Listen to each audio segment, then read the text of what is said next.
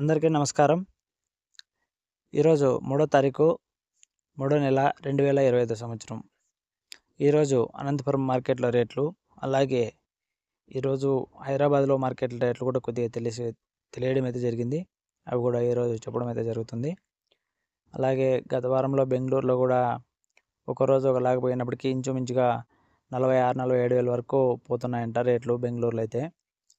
హైదరాబాద్లో కూడా 50,000 వరకు పోయినాయన్నారు.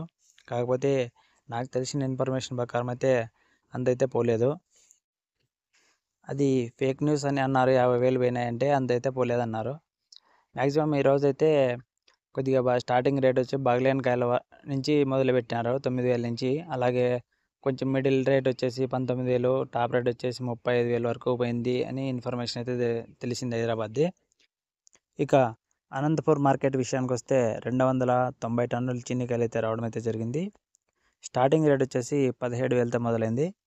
ఎక్కువ శాతం 21,000, 22,000 ఈ రేట్ల దగ్గర ఎక్కువ కాయలు అనేది సేల్ అవ్వడం అయితే జరిగింది ఈరోజు.